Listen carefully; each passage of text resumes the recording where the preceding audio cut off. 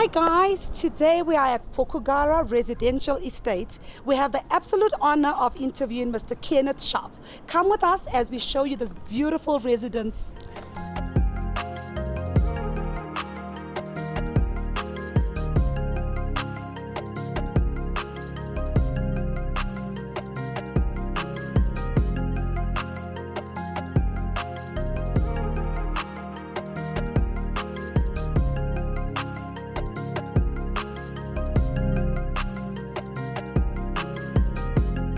So today we have the honor of having Mr. Sharpe with us. Mr. Sharpe, I can't even count the number of awards that you have to your name. Everything this man seems to touch turns to gold, and this is why we are here, one of his beautiful projects that he's working on. So please tell us, where are we today? So we're sitting in Pokogara, the place to be, the place to live.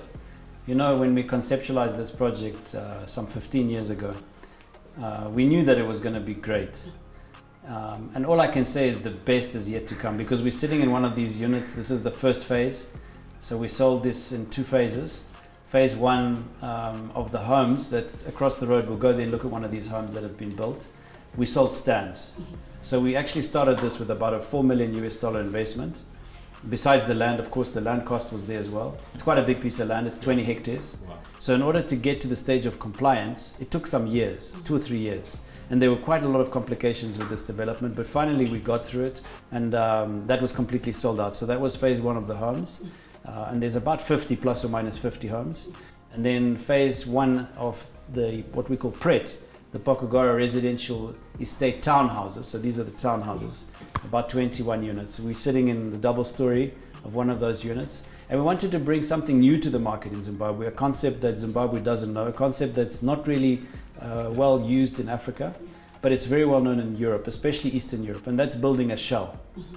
So we, as the master developer, as the planner, designed the whole estate aesthetically with architects. In this one, there's 2 architects, Irene and Arthur. Both of them have been presidents of the Architects Association. Yeah, they designed, so they designed the 2 types of homes here. Yeah. The double story, I believe, is Irene's, and the single is Arthur's.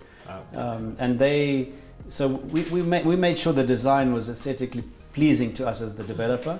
And then the exterior we finish. So we do the painting, the cladding, as you've seen on the outside of the building, there's some cladding. We do the roads, we do the civils, and then we prepare the stand so that it's finished for the homeowner to come into their house and do the interior.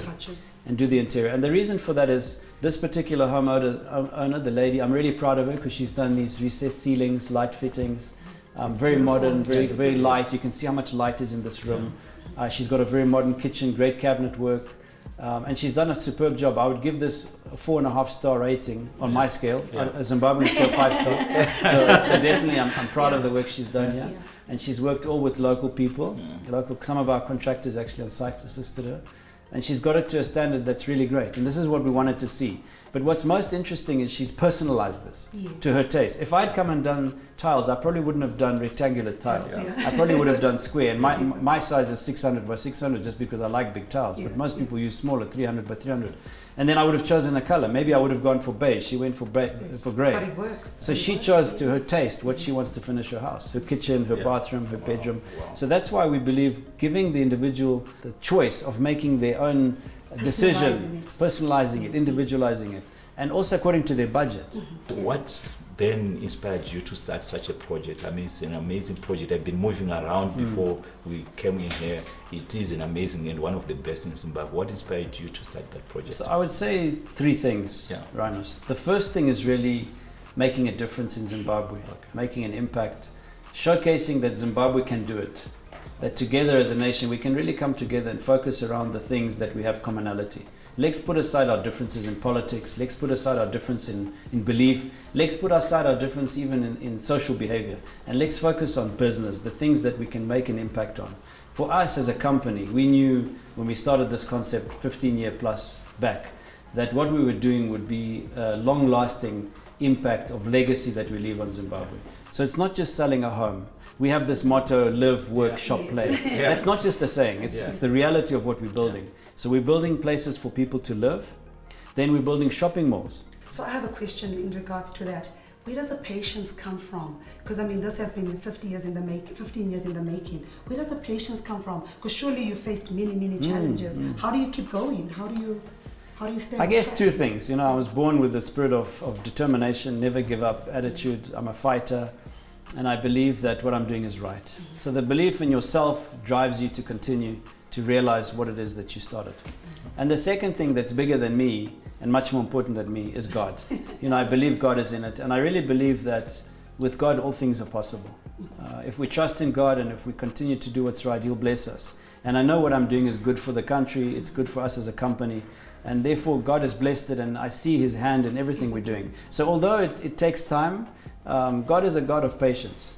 He wants to teach us patience, and sometimes the things we're going through, we can't see the good in them. But my favorite verse in the Bible is Romans 8:28, which says, all things work for the good to those who love the Lord, to those who are called by Him. I love that. So if you love God and you're called by Him, what are you worried about? Maybe it won't work today, but ultimately those things that are happening to you, even if they're painful, difficult, at the end of the day, they'll work for your good.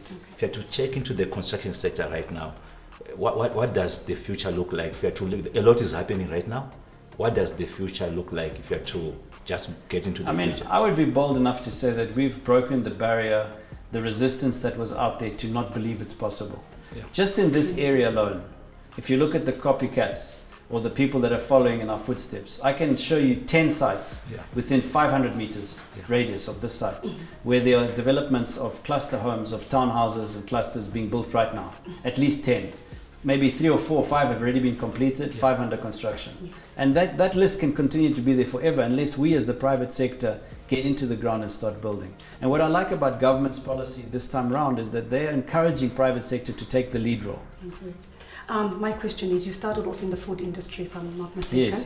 What made you go into real estate, having come from the food industry? So it's a long story, but if you want to hear the full story, it starts as a love story actually. Yes. I followed my heart, and I believe in life we have to follow our heart because that's where our purpose is, right? And when I met my wife, I was only a young 18-year-old boy at school, finishing high school, and I knew that this was the woman I was going to marry. I followed her to South Africa, then I followed her back to Moscow, and I realized that I just wanted to get her as my wife. I knew this was my wife, so I was prepared to give up my studies, I was prepared to give up everything that I had just to have her. Yeah, for love. So then, because of that, my father disowned me. He wouldn't support me. I had to start on my own, and I became a young entrepreneur at 18, importing. It was OGIL in those days, 1990, if you remember. I got a license. I started bringing things in. One thing led to another. I became an agent of foodstuffs, confectionery. I started selling those also in Ukraine. The Soviet Union collapsed and business opened up there, so I was doing business here and there, and that naturally led to a food company.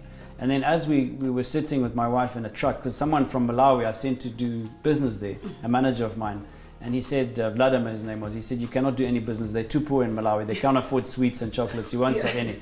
So I'm determined, I don't give up. I said, let me load a truck. So I loaded a 5-ton refrigerated truck. I drove it myself with my wife there, and driving to Malawi, I said, we can't be selling these sweets all our life. We have to invest in something that's long lasting. Let's invest in property. She said, so what's your idea? I said, we'll own 5 properties in 5 years. And that's just words. The one we live in, the one we go on holiday to all the time, and the other 3 we rent out. So when we get old and retire, we'll have enough money to have a pension. We don't need to rely on anyone for our pension.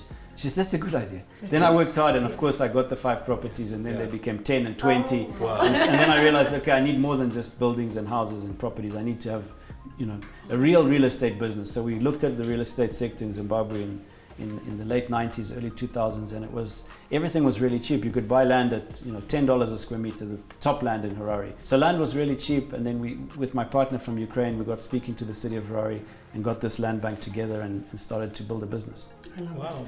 I want to hear more of your story. We're not done picking your brains. Can you walk us through your properties? Sure, let's go have a look at one of the homes. Let's do that.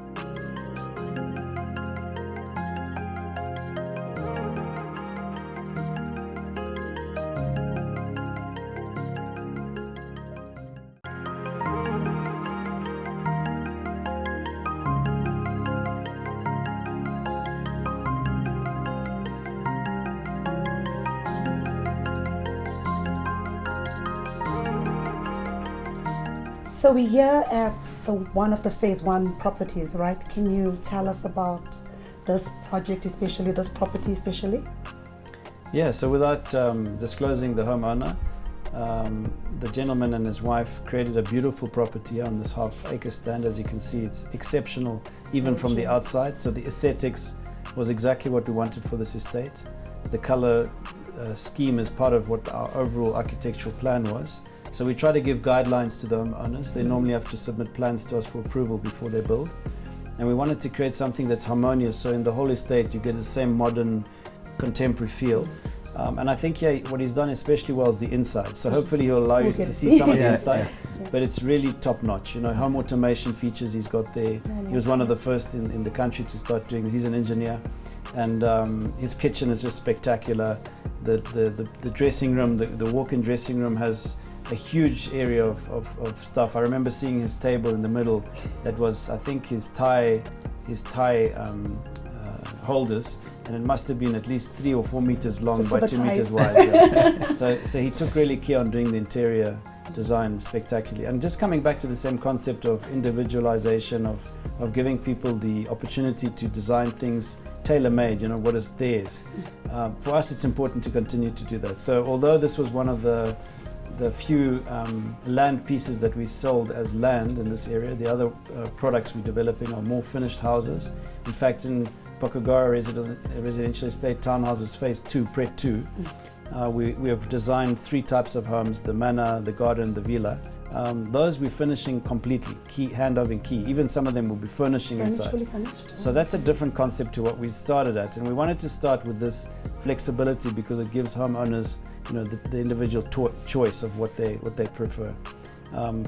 Pomona City is similar in that we have 700 residential estates, 700 residential stands, and in that estate, again, the homeowners will design the homes, but we'll approve them. What I like, I mean, you have many other projects that are coming up, and there are also other people who then started imitating. I'm one of those. Imitating what you are doing because you have set the pace. So what makes this project stand out from those who are coming after you and from the Pomona cities and others? What makes this particular project stand out? You know, so if we talk about developments, there's really 3 cities within cities, neighborhoods, developments you could call them. And in Millennium Park we have the flagship Mall of Zimbabwe as the anchor mall on the top eastern part of this estate. We're now on the western part, and office park surrounding it, and then the residential estate with the park in the middle. So if we look at Millennium Park as a smart city, a place where people can live, work, shop and play, this is the ideal environment that we want to create for residents. For locality, Borrowdale, you know, for location is always the 3 words in property. This is it, this is ground zero. And we know that by adding value to the neighborhood that we're creating, the city within a city, this adds values to the homes. So initially when we started selling stands here, they were around $100,000. Let's say they're around $200,000 now. By the time the Mall of Zimbabwe is built and the whole city is established, these are all $1 million plus homes. So the people that invested capital into this development in the beginning are the ones that benefit the most. Of course, we as a developer are here to make money, but we also want that value chain to be passed down to our clients who are investors in the chain, you know. And then next year we'll move on to phase 2, and that's the most exciting for me because it's completely different. I can't wait. That's really, without giving too much away, that's really bringing Dubai to Zimbabwe, where there'll be things that have never been seen before in Zimbabwe. So we have to keep setting the trend. We have to keep moving forward with innovation and just staying ahead of the market. So in this project that you've done with Pokogara, what are some of the challenges that you have faced? So things like, we were fortunate that mainline sewer ran right through the middle of this property.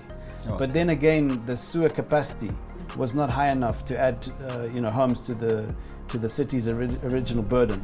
So the pump didn't work, the pump wasn't big enough, we had to upgrade the pump for them, and I think the pump was like 30 or 50,000 US dollars. All these kind of problems that you encounter as you start the development.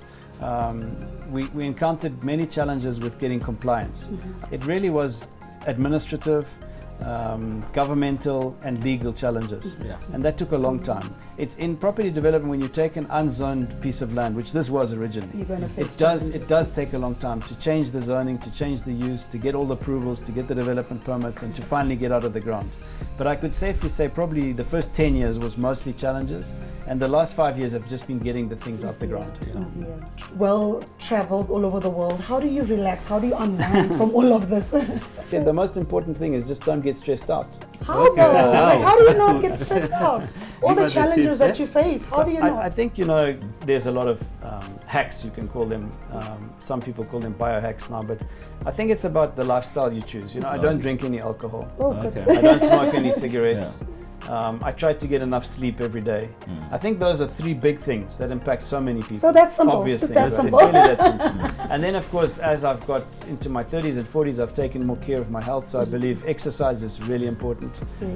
I also believe that eating the right diet. Well, we look forward to all that's to come from Mr. Ken Sharpe, and thank you so much for having us. Thank you. Yeah, sure. Thank you so much, Ken, for the opportunity, and we are so much looking forward to the other projects that are coming. And well done to you for the initiative, for showcasing Zimbabwe. Thank you. My message again to everyone out there is we need to be proud about our country. Yeah. If we don't speak good about Zimbabwe, then who's going to speak for us? it? You don't go to America and hear Americans speaking bad about their country. The news can say things inside the They country, don't. but outside the country it's filtered. You don't hear any bad news coming out of America.